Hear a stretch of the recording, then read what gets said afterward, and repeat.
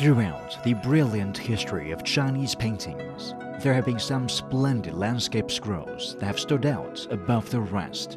Some instances are Riverside Scene at the Qingming Festival by Zhang Zeduan of the Northern Song Dynasty, the Great Yangtze Map by Xia Gui of the Southern Song Dynasty, The Dwelling in the Fucheng Mountains by Huang Gongwan of the Yuan Dynasty, and Yangtze 10,000 Miles Map by Chang Da-chen, a modern painter.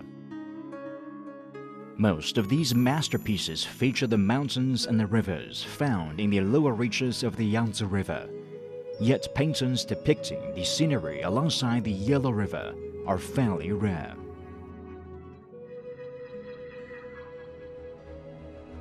Amazingly, at the start of the 1990s, a painting called 10,000 Miles of Scenery Alongside the Yellow River made a public appearance in Victoria, British Columbia, Canada, all the way on the other side of the Pacific Ocean from China. Everyone who had the good fortune to see it marveled at the brilliance displayed in the painting. Regarded as an epic, the painting was believed to represent the highest level of Chinese scroll painting in the 1980s. However, after this public appearance, the painting disappeared from public sight.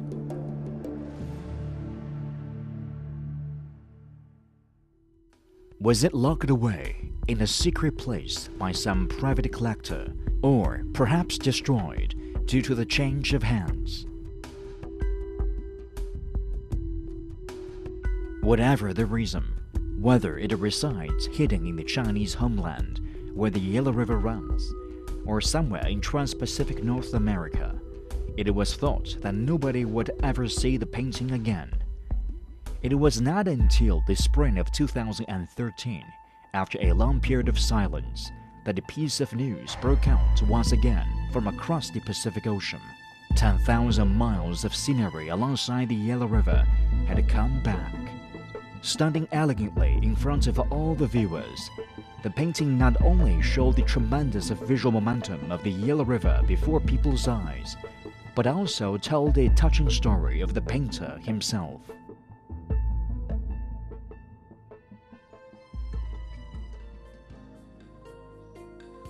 "10,000 Miles of Scenery Alongside the Yellow River" is an ink on paper hand scroll with dimensions of 0.6 by 158 meters, which vividly depicts the landscapes, cultural relics, and people's livelihoods alongside the banks of the Yellow River.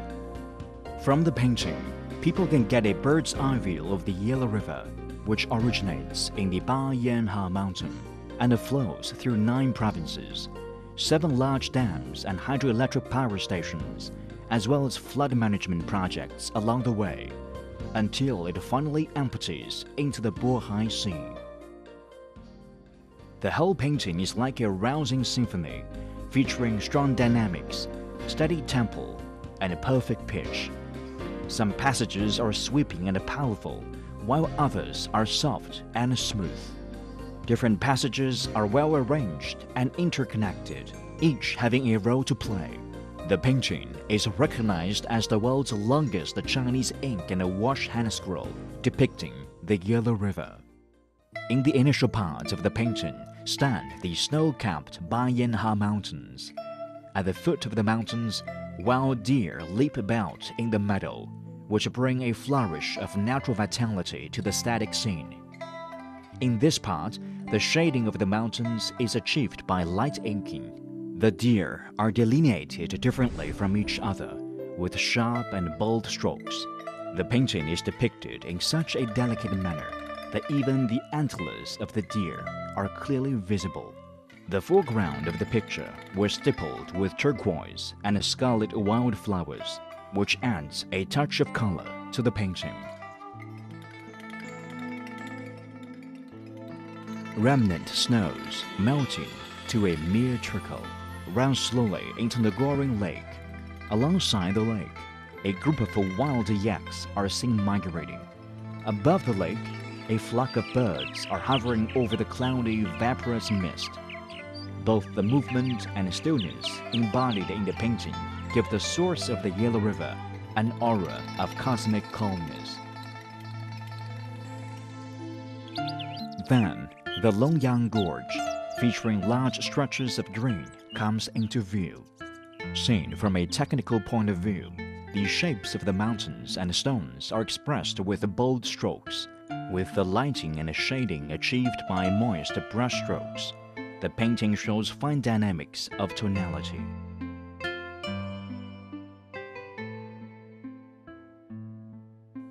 The Yellow River flows gently into the Luas Plateau, meandering through the Yangguo Gorges and a White Pagoda Mountain, Maiji Mountain, Yingchuan,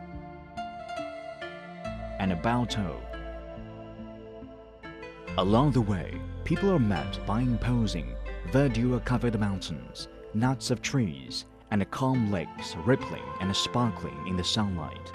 The eternal motion of nature, seen in the dichotomies of summer and winter, dawn and twilight, light and shadow, must have fascinated the painter so much that he recorded them in the work with his brush.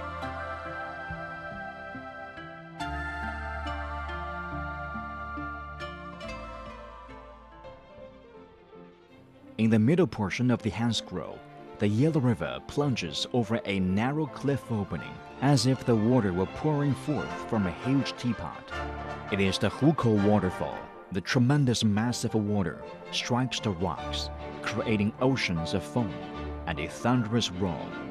Different shapes of stones are depicted with sharp, thick lines, which gives the rocks a sense of resilience. Pine trees are drawn with bold strokes, giving the scene a grand air.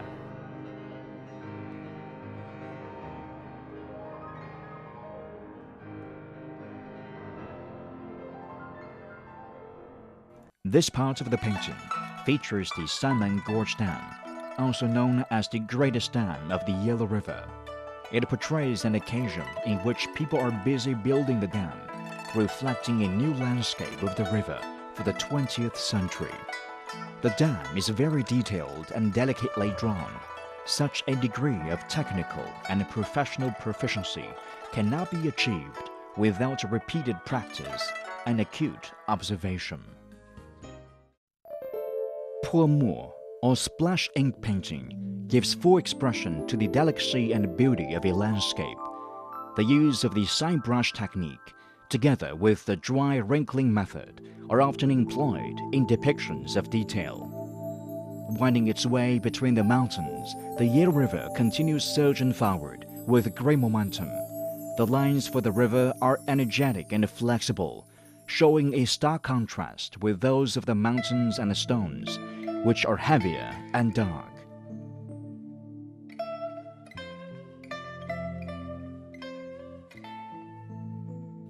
The ceaselessly flowing Yellow River stretches 5,000 miles, running through Mount Song, Mount Man, Huayuankou, Mount Lian, and Mount Tai, and finally emptying into the Bohai Gulf.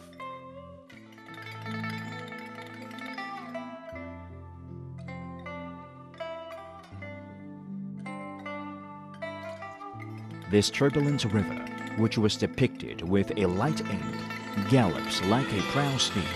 It seems that nothing can prevent it from pouring into the sea.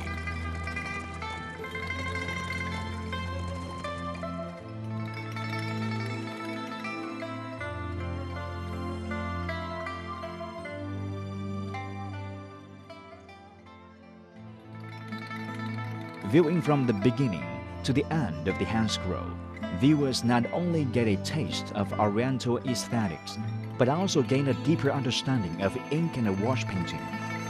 With each stroke of the brush, the painter successfully depicted the mysterious mist, majestic mountains, and the turbulent river.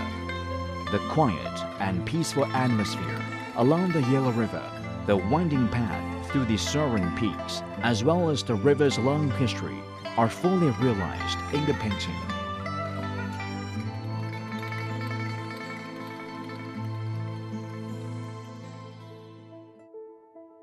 The seal inscribed on the painting reads, Huang Ding, the old man.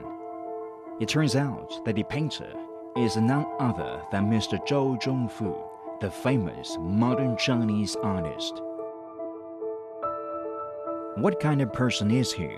How did he manage to complete such a stunning work? Zhou Zhongfu was born in 1911 in Shouwu County, Henan Province.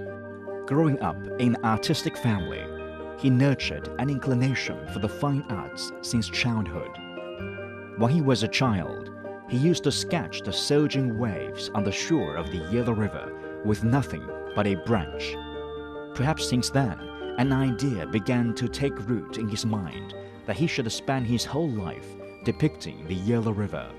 Attracted by Mr. Liu Haisu's reputation, he applied to study at the Shanghai Art College, already distinguished with honors from his graduation from high school in 1929.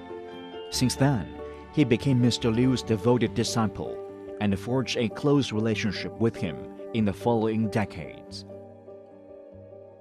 In 1933, Zhou returned to his hometown in Henan after finishing his degree. Under the support of Mr. Liu Haisu, he founded the Zhongyuan Art Normal University in Kaifeng, where a large number of new artistic talents were trained and cultivated. After the founding of New China, Zhou Zhongfu's fate became more closely linked with the Yellow River. He served as the chief art editor in charge of painting and publicity for a magazine named Yellow River Construction. His affection for Yellow River drove him to begin the creation of the masterpiece.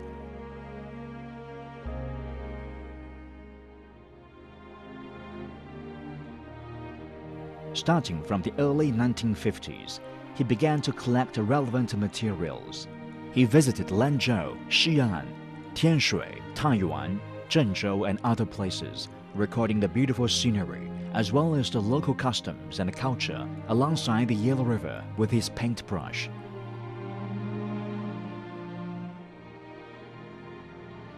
He trekked alongside the Yellow River, and during the journey, he watched the people build the dam while he enjoyed the spectacular views of cascading terraces and tranquil lakes.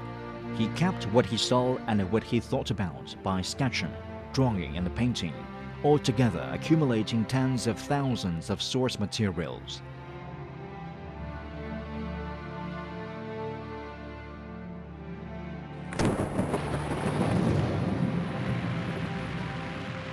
During the Cultural Revolution, when many intellectuals were persecuted and everything was thrown into chaos, he had no choice but to delay his plan and suspended his creation. During the day, he could not draw, but while deep in the night, he vented all his pent-up passions by conceiving and germinating the painting in his mind. Finally, he greeted the dawn.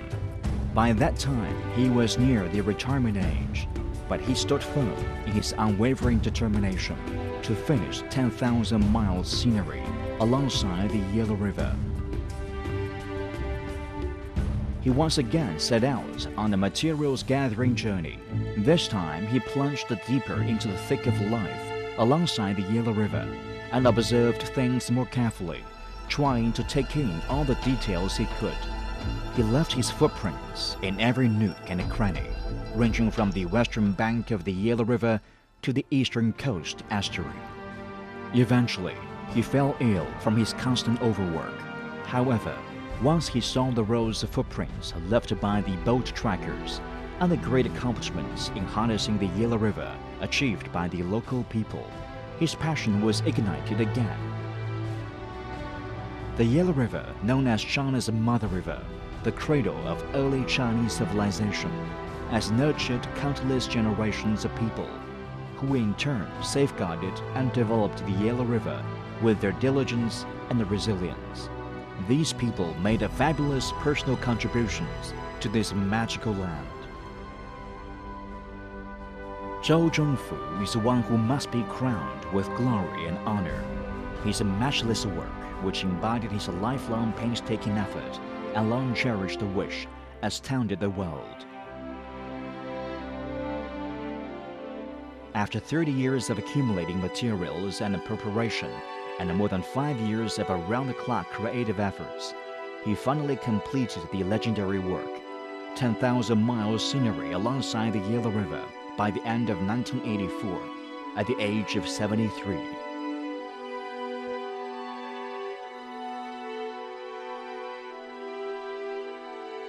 Shortly after that, he passed away.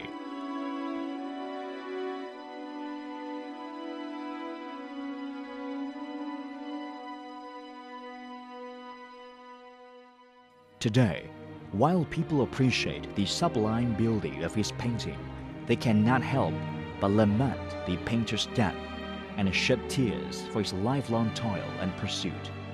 Such celebrities, including Chinese famous painter Liu Shibai, famous poet Zhang Kejia, Sun Jingsan, famous calligrapher Chen Tianran, inscribed poems or verses on the scroll.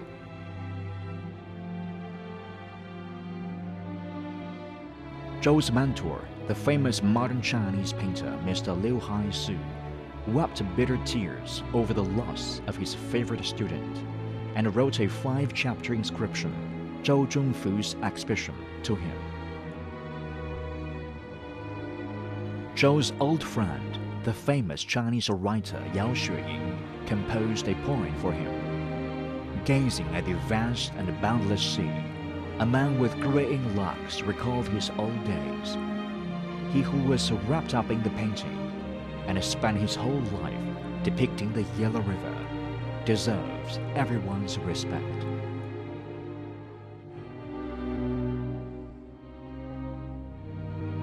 Mr. Jiang Zhaohe, the Chinese guru of contemporary figure painting in the 20th century, wrote in his inscription, "In Zhou's painting, the Yellow River gets a new look, which reflects the great rejuvenation of China and promotes our national spirit. It is beyond all doubt a masterpiece." Today, the work which wore out all the painter's energy has come back into people's view after years of disappearance. In the near future, more people will have the chance to enjoy the wonderful painting and to be touched by the painter's strong will, sophisticated skills, and deep love for his motherland.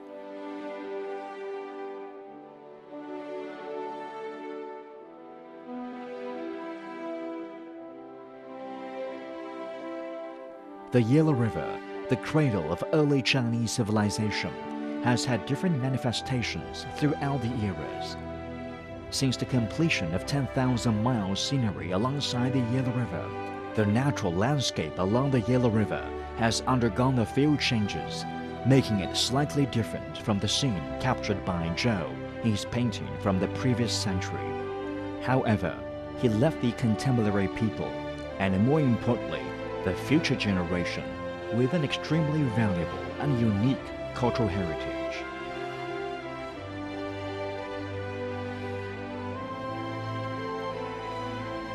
The preciousness of the painting not only lies in its artistic value in Chinese art and in painting history, but also in its historical and cultural value.